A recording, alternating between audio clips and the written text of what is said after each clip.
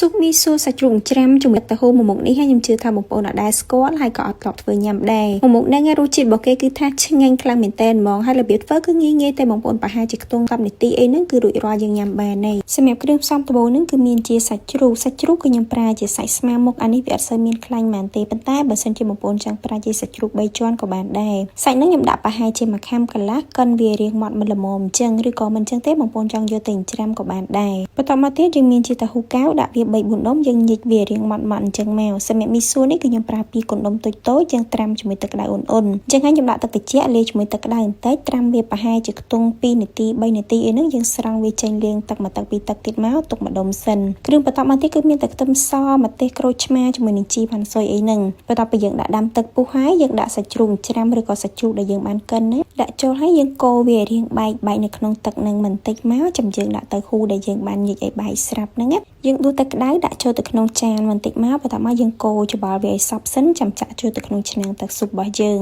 បន្ទាប់មកយើងបន្ថែមទឹកស៊ីអ៊ីវចំនួន2ស្លាបព្រាបាយម្សៅស៊ុបកន្លះស្លាបព្រាកាហ្វេប៊ីចេងមួយចិបហើយចុងក្រោយគេនឹងគឺជាស្ករខ្ញុំដាក់ចំនួន2ស្លាបព្រាកាហ្វេដាក់គ្រឿងក្រៅចូលទាំងអស់ហើយយើងកូរច្បល់វាឲ្យសព្វល្អសិនយើងគ្របគម្របទុកឲ្យសាច់ជ្រូកឆ្អិនសិនទុកវាប្រហែលជាខ្ទង់5ទៅ6នាទីសិនទៅចាំយើងដាក់មីសួរចូលពេលដាក់មីសួរចូលនោះបងប្អូនបន្ថយភ្លើងឲ្យនៅតិចបានហើយបន្ទាប់មកយើងបន្ថែមខ្ទឹមសច្រាំម្ទេសហុយដាក់តិចច្រើនតាមចំណង់ចំណូលចិត្តចំបាច់ក្រូចឆ្មាចូលបន្តិចមកកូរច្បល់វាឲ្យចូលជាសព្វល្អហើយបងប្អូនទុកវាប្រហែលជាខ្ទង់តែ1ពុះទៀតទេណាប្រហែលជាខ្ទង់1នាទីអីហ្នឹងបងប្អូនភ្លក់មើលហើយថែមថយគ្រឿងបានសម្រាប់ខ្ញុំនេះគឺវារៀងស្ទើរប្រៃបងប្អូនអញ្ចឹងហើយយើងអាចបន្ថែមទៅហ៊ូថែមឬក៏មិនអញ្ចឹងទេបងប្អូនបន្ថែមទឹកតាហ៊ូដូចខ្ញុំអញ្ចឹងក៏បានដែរដោយសារតែខ្ញុំមានស្រាប់អញ្ចឹងណាទឹកតាហ៊ូយើងធ្វើសម្រាប់ញ៉ាំជាមួយស៊ុបសាច់អាំងហ្នឹងបងប្អូនបើមានសល់ដាក់មកប៉ុន្តែបើអត់មានទេយើងប្រើតាហ៊ូដុំញិចវារៀងបែកម៉ត់ដាក់ចូលក៏បានដូចគ្នាហើយសម្រាប់រសជាតិគឺយើងយករៀងដិតទៅហ៊ូបន្តិចមកបងប្អូនប៉ុន្តែអានេះយើងយកប្រៃមិនល្មមទេណាបងប្អូនស៊ុបអញ្ចឹងអត់យកប្រៃខ្លាំងទេយករៀងប្រៃឡែមហើយសម្រាប់អានេះយើងធ្វើភ្លាមញ៉ាំភ្លាមមកបងប្អូនកុំទុកយូរបើសិនជាទុកវាអាចនឹងរៀងអ